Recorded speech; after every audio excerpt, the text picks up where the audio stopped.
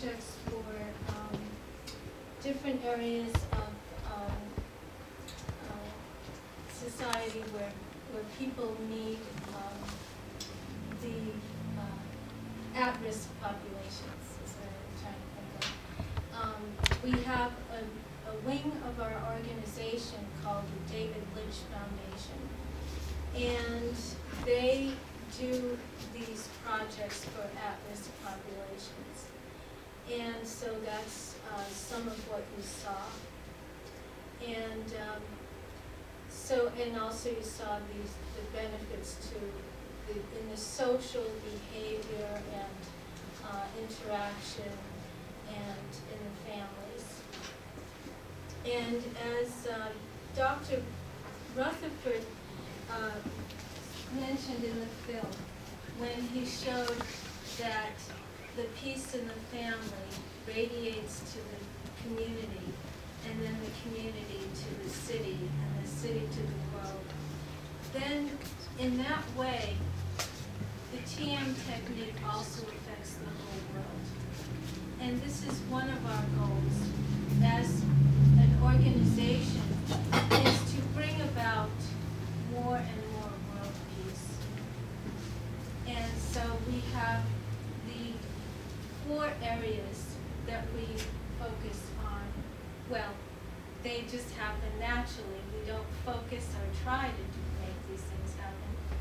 But the benefit to the individual in their use of mental potential, the benefits for the physical and mental health of the individual, the benefits for the society, and the benefits for the world.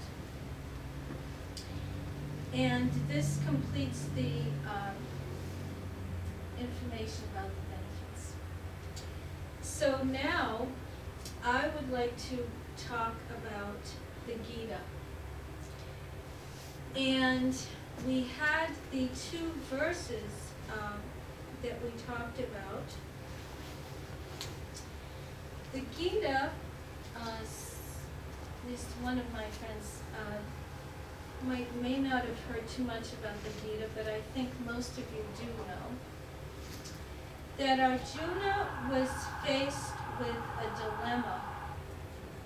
He was the leader of the army, and he knew that it was his duty to perform, to engage in battle. And yet he looked at his opponent, and what he saw was his relatives, his kinsmen, and his heart was sad that he would be fighting against his kinsmen.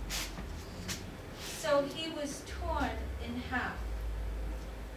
Here we have the 2 opposites again. But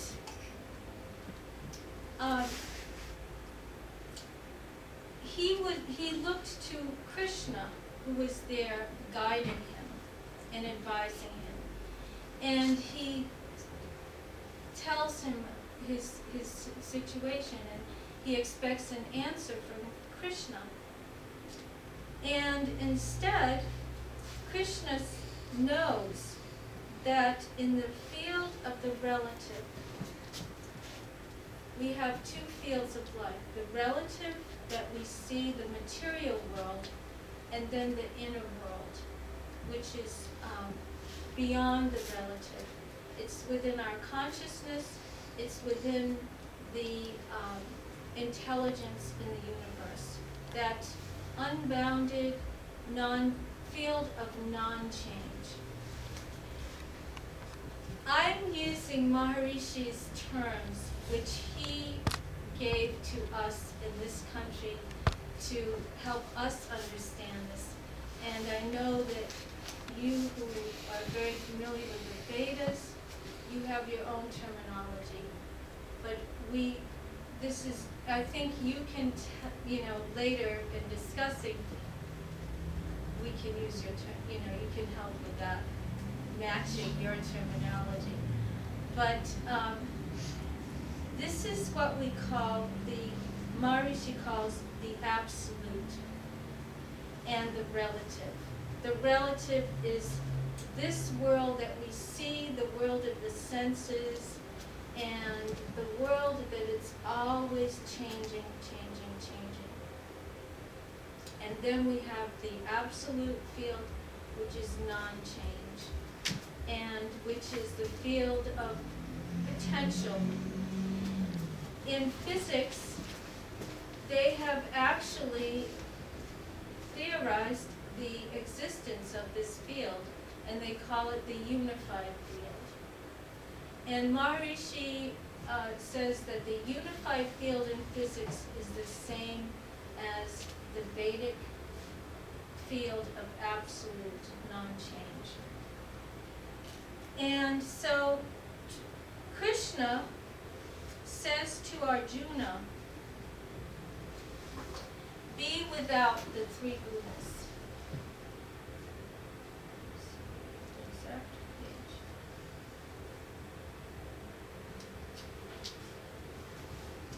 The three gunas, the Veda's concern is with the three gunas. Be without the three gunas, O Arjuna, freed from duality, ever firm in purity, independent of possessions, possessed of the self. In saying this, he is telling Arjuna, this is Maharishi's interpretation, he is telling Arjuna to transcend, to go from this field of relative existence to the field of non-change within. This is the field of the deepest level of the individual consciousness.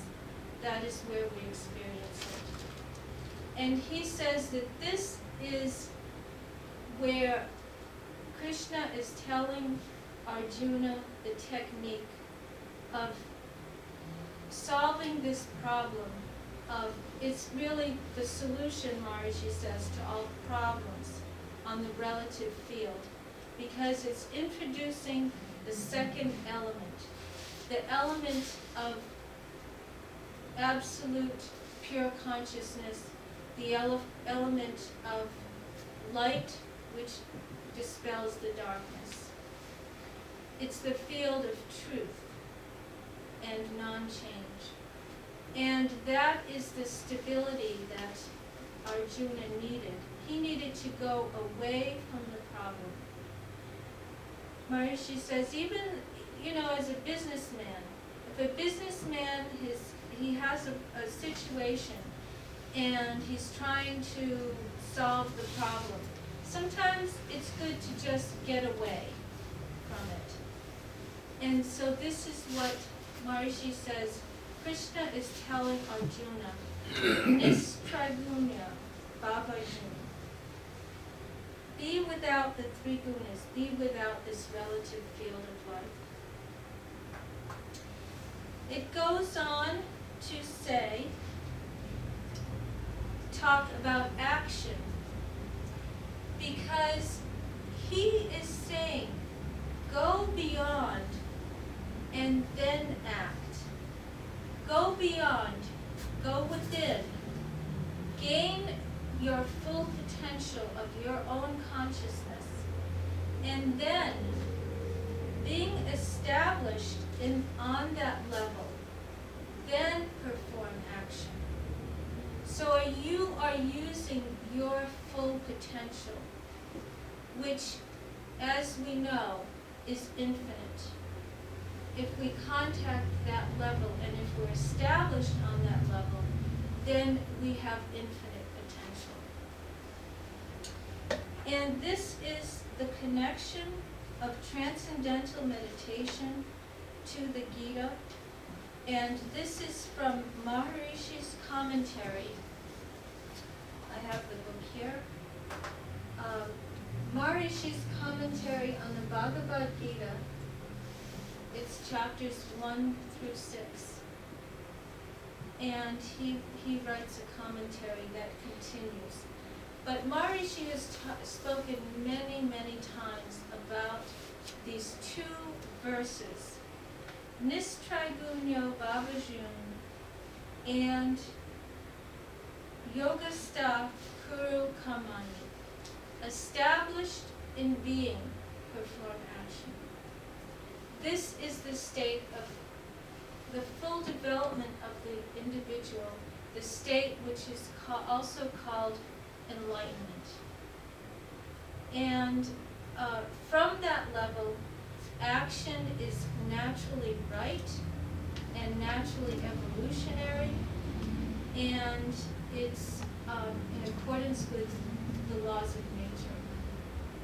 So this is the goal of transcendental meditation. We transcend, we experience that being within us, and then we engage in activity.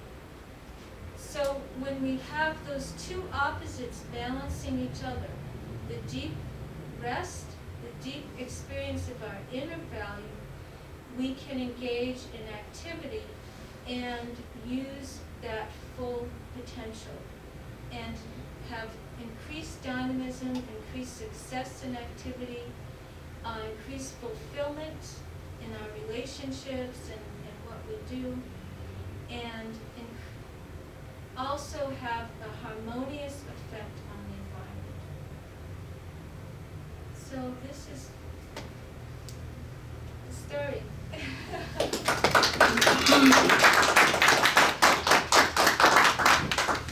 think I'd like to open to discussion, and then we have a tape of Maharishi.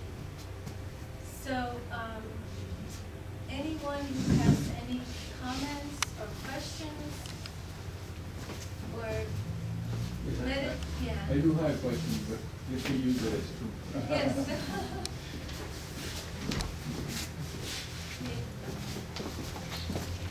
You said that, the question about Gosita, maybe some other people can ask.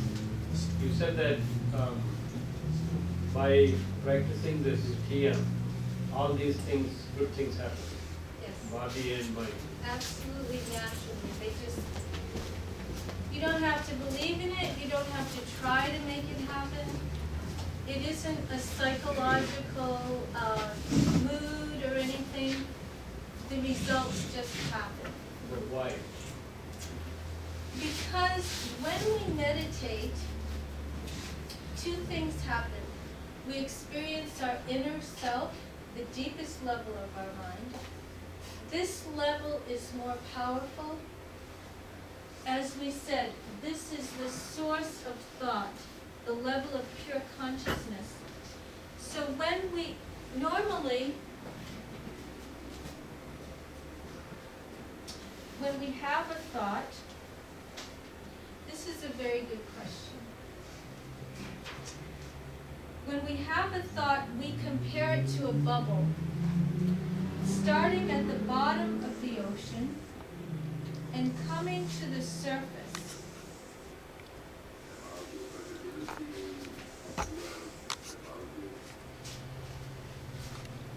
Now, when we have a thought, it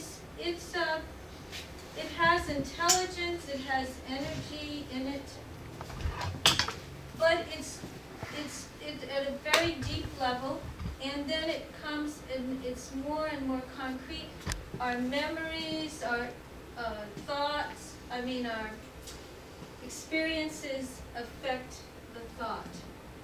And also our stress that is in our body. It affects our thinking.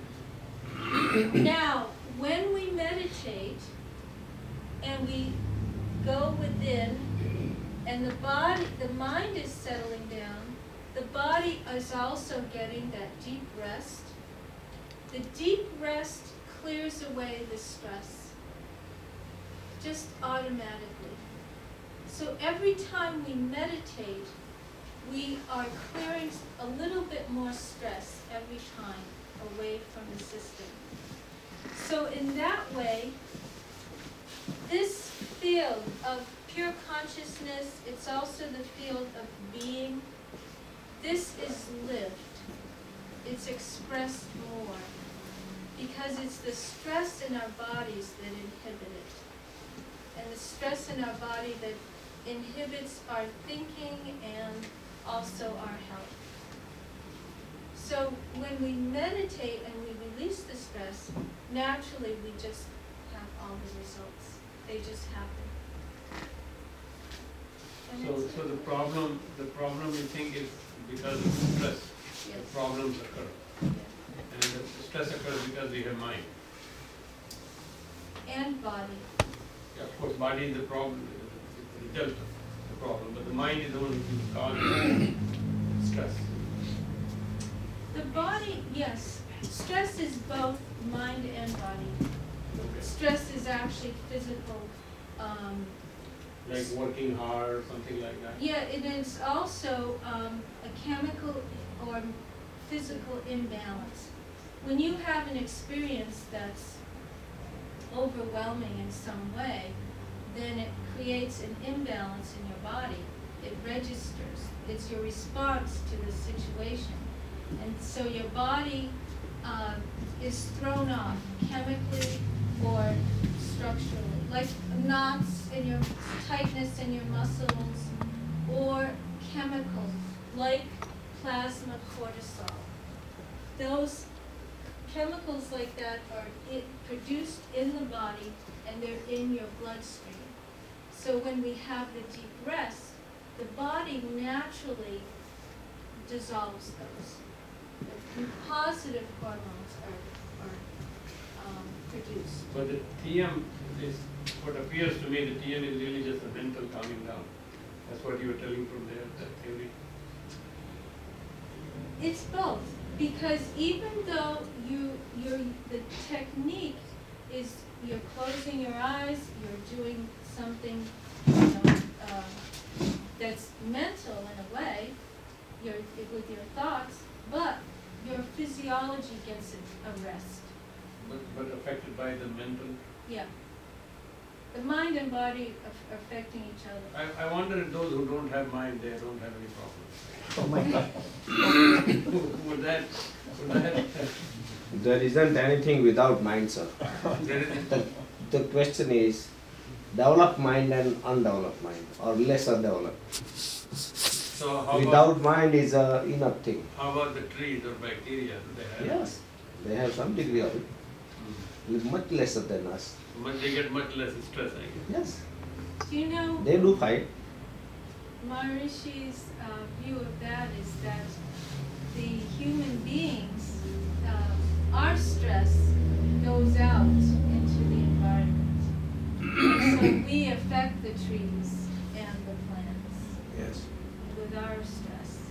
And the more we meditate and develop our consciousness and have more positive energy coming out, then we also have that effect of the environment. Even the trees and even the weather. So Carol, in your studies and I think some wonderful results there, was there a minimum prescribed period before these results started to manifest themselves noticeably to an individual? At a, let's say for example, the prescribed period to do an exercise, right? When you do exercise, there's a lot of metabolism change, your hormones start kicking in. But the recent study from Harvard Medical School was at a minimum of 250 hours before any meaningful. Of course, no exercise is always better than some exercise, but so did the study come up with any specific